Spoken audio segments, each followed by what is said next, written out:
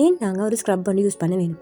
Scrub பயன்படுத்துறதுனால தோலில் சேர்கிற டெட் ஸ்கின் வந்து நீங்கும். அது மட்டும் இல்லாமல் பொல்யூஷனால் எங்களோட உடம்புல நிற்கிற தூசுக்கள் மாசுக்களை வெளியேற்றும். அதோடு சேர்த்து பிளட் சர்க்குலேஷனை நல்லா ஆக்கும். இதனாலேயே எங்களோட ஸ்கின் வந்து ஸ்மூத்தாக பிரைட்டாக க்ளோவிங்காக மாறும். அது மட்டும் இல்லாமல் நாங்கள் யூஸ் பண்ணுற சோப் அல்லது வந்து க்ரீமை வந்து நல்லா அப்சர்வ் பண்ண செய்யும்.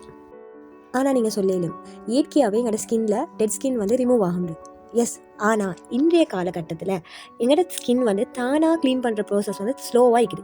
அதிக pollution, chemical, soap, cosmetics, stress, லேட்டாக ஸ்லீப் ஆகுது, இன்டோர் லைஃப்னு எங்களோட ஸ்கின்ல டெட் ஸ்கின் சேருது. அது மட்டும் இல்லாமல் அது தானாக இயற்கையாகவே அது வெளியாக்குறதுக்காக எங்களோட ஸ்கின் வந்து தயாராகதும் இல்லை. ஏன் எங்களோட முன்னோர்கள் கூட ஸ்க்ரப் ஒன்று யூஸ் பண்ணாங்க தான். கடலைமா, அரிசிமா, சந்தனம், மூலிகை பொடிகள் அப்படியான விஷயங்கள். ஆனால் அவங்களோட வாழ்க்கை முறை வந்து வித்தியாசம். பொல்யூஷன் குறைவு, நேச்சுரலான ஃபுட், ஃபிசிக்கல் ஆக்டிவிட்டீஸ், அதாவது உடம்பால் செய்கிற வேலைகள் அதிகம் கிடைக்கும். அதனாலே அவங்களோட ஸ்கின் நேச்சுரலாகவே ஹெல்த்தியாக இருந்தது. ஆனால் இப்போ அப்படி இல்லை. ஸோ இப்போ உங்களுக்கு விளங்கிக்கும்னு நினைக்கிறேன். ஸோ கட்டாயமாக ஒரு ஜென்டிலான நேச்சுரல் ஸ்க்ரப்பை யூஸ் பண்ண வேண்டிய நிலைமையில் நாங்கள் இருக்கிறோம். ஆனால் மிக முக்கியமாக நீங்கள் கவனித்து கொள்ள வேண்டிய விஷயம் என்னென்னா, ஒரு கிழமைக்கு ஒன்ஸ் தேவைப்பட்ட 2 முறை யூஸ் பண்ணுங்கள். அதுவும் மைல்டான நேச்சுரலான ஸ்க்ரப் வந்து யூஸ் பண்ணுங்கண்ணா. இப்படியான யூஸ்ஃபுல்லான ஸ்கின் அண்ட் ஹேர் டிப்ஸை தெரிஞ்சுக்கொள்றதுக்கு என்ன ஃபாலோ பண்ணிக்கொள்ளுங்கள். Thank you so much.